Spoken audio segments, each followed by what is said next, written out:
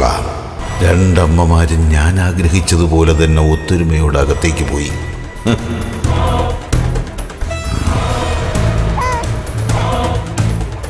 എന്റെ ഭസ്മത്തെ നീ അതിജീവിച്ചു.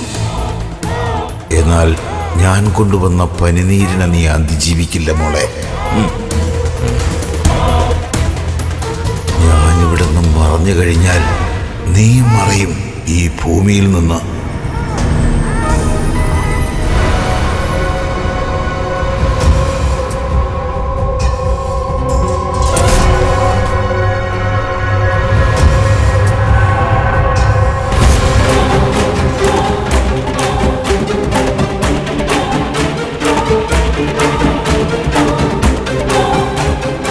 അന്ന് ഭസ്മം നിന്റെ മുഖത്തിട്ട ശേഷം പല പല കുഴപ്പങ്ങളുമുണ്ടായി.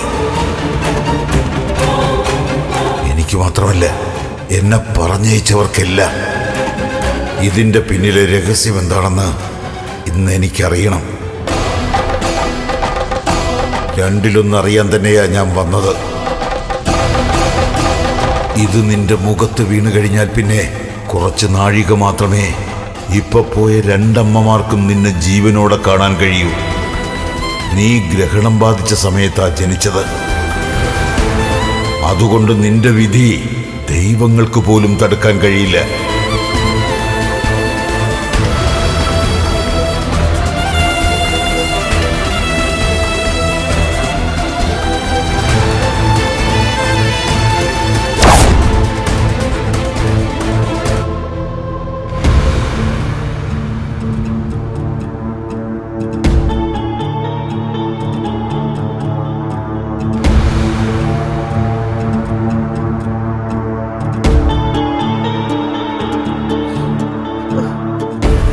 എടാ പ്രതാപ, വീണ്ടും അവനെ തന്നെ പറഞ്ഞു വിടണ്ടായിരുന്നടാ.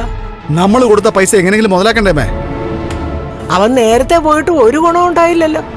എന്നൊന്നും പറയണ്ട, ചെറിയൊരു ഗുണം ഉണ്ടായി. എന്ത്? അതുകൊണ്ടാ ഇപ്പൊ അവന് പോകാൻ പറ്റിയത്. അവിടെ ഇതുവരെ അവനെ ആരും സംശയിച്ചിട്ടില്ല. അതുകൊണ്ട് ഇത്തവണ അവൻ എന്തെങ്കിലും ഫലം കണ്ടിട്ടേ മടങ്ങത്തുള്ളൂ. എടാ, വേറൊന്നും കൊണ്ടല്ലടാ. നമ്മളൊക്കെ സംശയിക്കുന്നത് പോലെ ആ കൊച്ച് സാത്താൻ കൂടിയ കൊച്ചാണെങ്കിൽ വീണ്ടും നമ്മള് ചൊറിഞ്ഞു മരിക്കും. അത് നടക്കരുത്. അമ്മയ്ക്ക് വേറെ ഒന്നും പറയാനില്ലേ?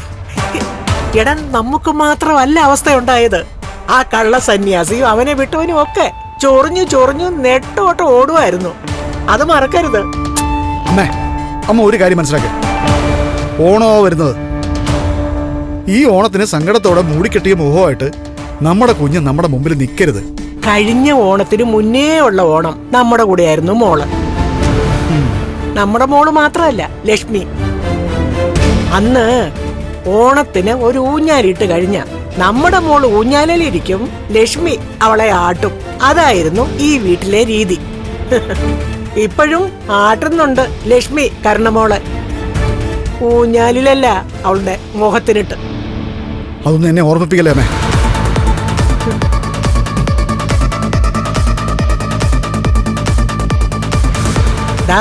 ഞാൻ ഓർമ്മിച്ചില്ലെങ്കിലും അതൊക്കെ നിനക്ക് നല്ല ഓർമ്മ കാണുമല്ലോ.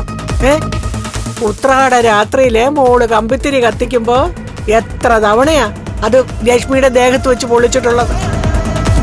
തീപ്പൊള്ളലേറ്റ് നിലവിളിക്കുന്ന ലക്ഷ്മിയെ കണ്ടിട്ട് അവളുടെ അമ്മ ഇവിടെ കിടന്ന് ചാടിയിട്ടില്ലേ? ചാടാനേ പറ്റൂ. അതിനപ്പുറം ഒന്നും ചെയ്യാൻ പറ്റാത്ത കാലമായിരുന്നു അത്. ഇനി അങ്ങനെ ഒരു കാലം നമ്മുടെ മോളുടെ ജീവിതത്തിൽ ഉണ്ടാകുമോ പ്രതാപ?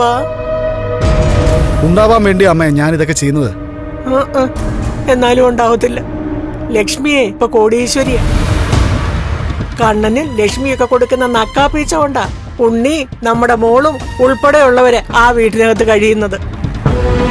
അതിനിടയ്ക്കാ ദുർഗ മറുകണ്ഠം ചാടിയത്. ആദ്യം ദുർഗ കണ്ണനോടും ലക്ഷ്മിയോടും സ്നേഹം കാണിച്ചപ്പോ ഞാൻ കരുതിയത് അവരുടെ അഭിനയമായിരിക്കുന്ന. നീയും ആ വാമനും കൂടെ കൊന്നതേ അവളുടെ കെട്ടിയോനെയാ. പിന്നെ എങ്ങനെയാടാ അത് അഭിനയമാകുന്നത്? അതെന്തെങ്കിലും ആവട്ടെ അമ്മേ. ഇപ്പൊ ആ കള്ളസ്വാമി കാര്യം സാധിച്ചിട്ട് നമ്മളെ വിളിക്കും. ഇത്തവണ അവൻ ഭസ്മവുമായിട്ടല്ല പനിനീരുമായിട്ടാ പോയിരിക്കുന്നത്. കഴുത്തിൽ കറുത്ത മറുകുള്ള കൊച്ചിന്റെ മുഖത്ത് തളിക്കാൻ.